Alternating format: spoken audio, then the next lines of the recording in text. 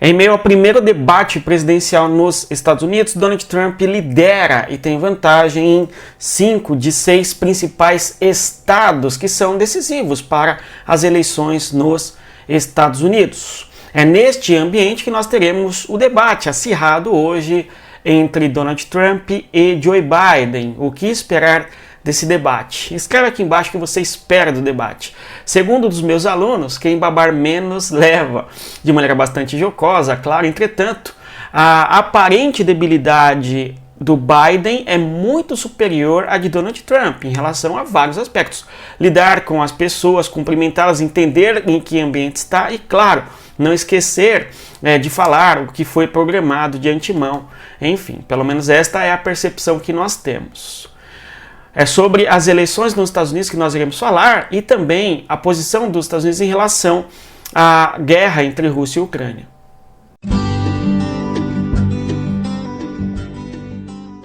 Olá pessoal, tudo bem? Temos então eleições nos Estados Unidos e uma disputa acirradíssima entre Joe Biden e Donald Trump. Nós teremos uma espécie de replay do que aconteceu em 2020, quando Donald Trump concorreu à reeleição contra Joe Biden e acabou perdendo. Agora, os dois candidatos vão se enfrentar novamente e temos uma disputa em aberta, apesar das vantagens aparentes de Donald Trump em vários aspectos. Olhando aí, eu separei uma série de mapas para que nós observemos o atual cenário e fazendo, claro, um retrospecto em relação ao que foram, não é? As eleições passadas e onde Trump perdeu, onde Trump ganhou e onde Trump tem vantagem agora em 2024. Quando olhamos no mapa eleitoral de 2016, nós temos que Donald Trump venceu em estados-chave importantes. Vamos destacá-los aí. Por exemplo, Donald Trump vence aqui no estado de Wisconsin, certo? Que é esse estado aqui que eu estou destacando agora na cor preta. Donald Trump venceu também nesse estado aqui, ó, de Michigan, que são dois estados chaves importantes e muitas vezes esses estados votaram no Partido Democrata. Porém, são compreendidos como swing states porque na última eleição Donald Trump vence aí, rompendo o que se compreende como paredão azul. São estados que se localizam em um setor industrial importante nos Estados Unidos que historicamente vota no Partido Democrata. Porém, em 2016, Donald Trump rompe esse paredão e vence nesses estados contra Hillary Clinton. Nós temos ainda que Donald Trump venceu naquele contexto, ainda no território da Geórgia, aqui ó, na região sul. E apesar desse estado ser um estado marcado ali como um swing state, a população evangélica em peso tende a votar no Donald Trump, exceto nos grandes espaços urbanos, não é? Mas a questão da perspectiva de fé, os valores, enfim, tendem a votar em Donald Trump por esse motivo, e assim foi feito lá em 2016. E é uma coisa curiosa nós observarmos também que em termos sociológicos, o eleitor de Donald Trump, em boa parte nestas regiões do chamado cinturão da Bíblia, são os eleitores negros, muitas vezes eleitores que, segundo até muito a mídia discutiu isso de maneira bastante, não é, imbecil na minha opinião, porque é como se a pessoa que não tem ensino superior não fosse apta a votar, né, uma vez que se depende tanto aí o voto de todos, enfim, a tal chamada Constituição Cidadã do Brasil, blá blá blá, enfim. Mas o fato é uma desqualificação do eleitor de Donald Trump por causa de que, em boa medida, é o eleitor sem grandes escolaridades, assim, digamos, ok? Pouco escolarizado em termos de formalidade, tudo bom? Então, nos Estados Unidos a gente observa que a população mais rica, mais escolarizada, tende a votar recentemente nos candidatos do Partido Democrata, enquanto que o povo, digamos assim, a população mais pobre, mais humilde, que tem menor escolaridade, votou no Donald Trump tanto em 2016 quanto em 2020, tudo bom? E esse cenário ele tem se mostrado novamente no horizonte, nos alertando que Donald Trump pode ser sim reeleito presidente dos Estados Unidos, certo? Um outro aspecto debatido é sobre a questão das mulheres, como que se as mulheres só votassem no Partido Democrata e também os imigrantes. Entretanto, em 2016 não foi esta a realidade, tanto é que Donald Trump foi eleito presidente naquele ano, para surpresa de muitos, né? Enfim, então, observando aí, em 2016, Donald Trump venceu nesses 3 estados, que são compreendidos como estados chaves para o processo eleitoral dos Estados Unidos, não é?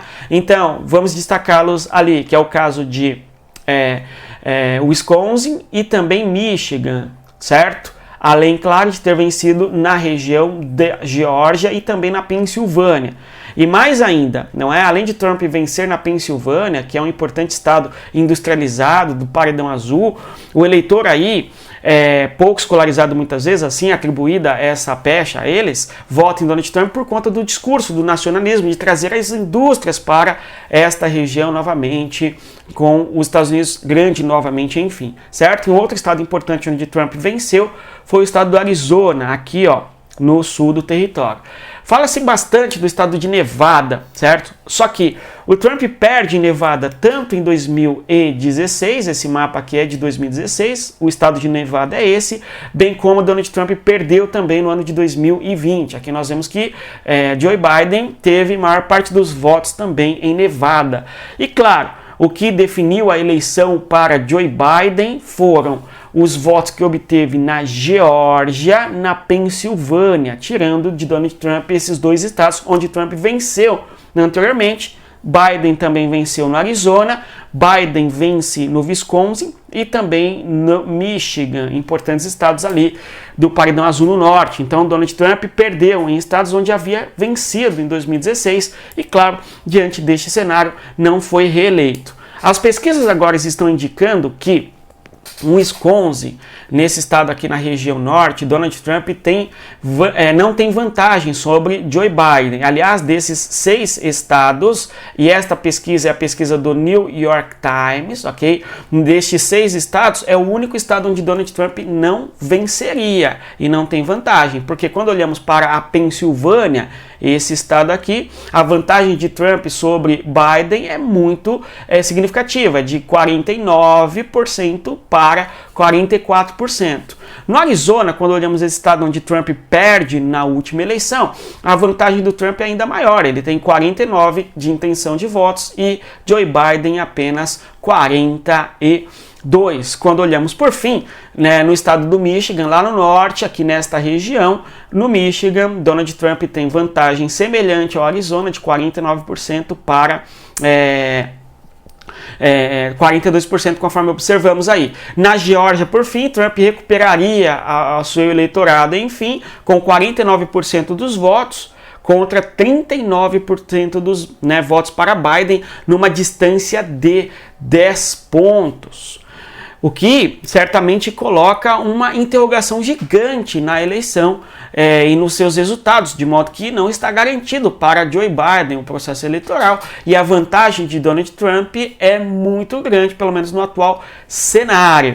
Já em Nevada, e o detalhe curioso aqui é que Nevada é um estado onde Donald Trump não venceu nem em 2016 e nem em 2020. Certo? E é o estado onde há a maior vantagem para Donald Trump, o estado de Nevada, conforme podemos observar, onde Donald Trump teria 50% de intenção de votos e Joe Biden apenas 38%, esse estado aqui. Lembrando que Trump não venceu neste estado em nenhum dos pleitos eleitorais, nem em 2016 aqui em Nevada, não ganha, e nem em 2020 em Nevada aqui também não, né? Então, além de Trump reverter novamente alguns estados, a Geórgia, numa distância considerável de Biden, né?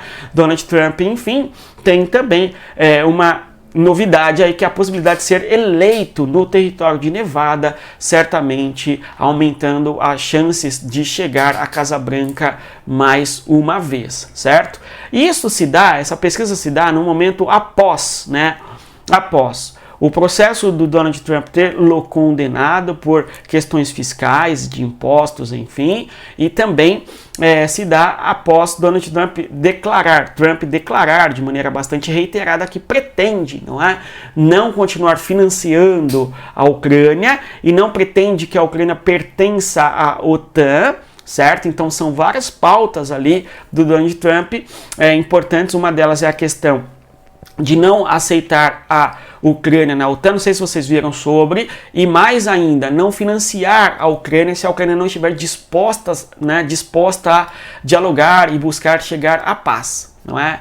Então isso é importante. Agora, além disso, né, para concluirmos, o Wisconsin, o estado onde Donald Trump não tem vantagem nessa pesquisa. Vejam lá, 45% Donald Trump, 47% Joe Biden.